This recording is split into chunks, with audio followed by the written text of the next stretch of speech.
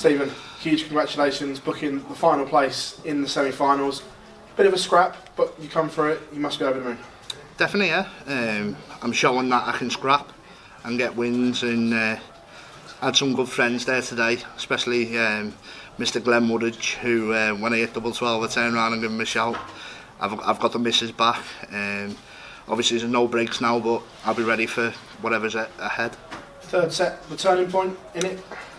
I think so, yeah. Obviously, I can't remember much of it. I think she just said he missed 6 darts, but obviously you just focus on your own darts. You've got to take out what's in front of you, and that's what I tried to do. And at the end, I knew I was thrown for the match, and I just tightened up, got really nervous again, but I'm just happy he missed and I could take it out. It's another major semi-final. Do you feel you're in a better place this time to go on further? Oh, massively. Listen, this time, well, 3 years ago we said about it. I was ready for wrapping up and going working for the chippy. Now I feel like I'm here, I can win. Even though that performance probably didn't show my best game, it showed certain aspects of the game that I've not had for a long time.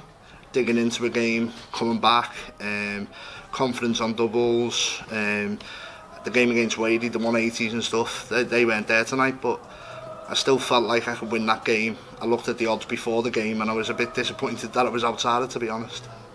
Tomorrow, world number 1, the world champion. It's going to be a tough tie, but you're certainly going to be the fans' favourite out there after this evening.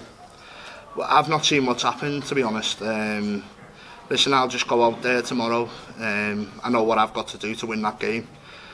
He's a great player. He's world number 1, and you don't get world number 1 for being a muppet. But if I turn up and play my game, I'll push him all the way like I did in the Worlds. Stephen, pleasure. Thank you very much. Thank you. Stephen, just on that bit of unfinished business from the Worlds. Yeah, I don't hold any grudges. Obviously, Kevin played fantastic in the Worlds, and I was the first person to congratulate him. But at the same time, I've got to look after my career. I've got to look after my family, and listen, I've got to put bread on the table, and by winning this tournament, it pushes me right up with the rankings. So I'm also last place in the Grand Slam, so I've got to try and defend that and get back in the Grand Slam, and that's what I'm trying to do this week. And the fact that you more than likely can have the majority of the crowd behind you, how much of an advantage could that give you, and how could you use it to your advantage? Well, the crowd's massive. I always relate to football terms when I go to watch Liverpool and how big that crowd is. And it makes a difference. Listen, even when we play the big teams like Barcelona and Real Madrid, it doesn't matter who it is, the crowd helps, and we seem to always pull results out at Anfield, and that's what I'll be looking for tomorrow. If the crowd gets on my side, then I'm a different animal. Has tonight taken a lot out of you? Can you feel you can go again tomorrow night? Oh no, I'll get back to the hotel, I'll chill out, I'll have a nice lemonade when I get back and be ready for the next day. Cheers, Stephen. Thank you. Stephen, you came so close at the World Championship to defeating him in that semi-final. What can you do differently tomorrow? Well, get off. That'd be nice. It's double off, so it's a totally different game. But I've played double off for years. Our local leagues in Liverpool was all double off. So I just need to.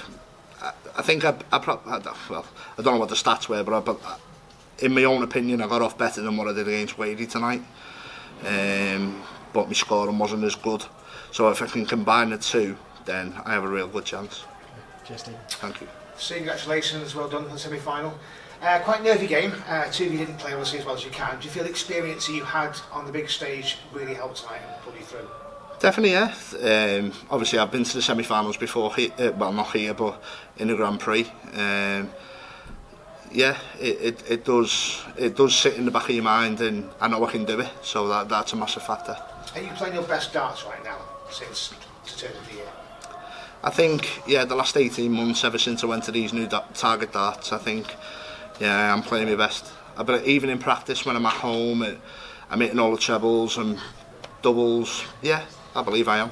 It's like 3 years ago you said you were going to jack it all in, and now last 6 months especially, World Championship semi-final, Grand Prix semi-final, you won a Pro Tour title. What changed? What turned it all around for you? The diet. No. What changed? I just think mentality. I just think I start to believe again. No matter what happens in a game, I always still believe. I think it showed in the Pro Tour when I won a Pro Tour recently, and I've got that winning mentality back again, and I think that's important in any aspect of any game.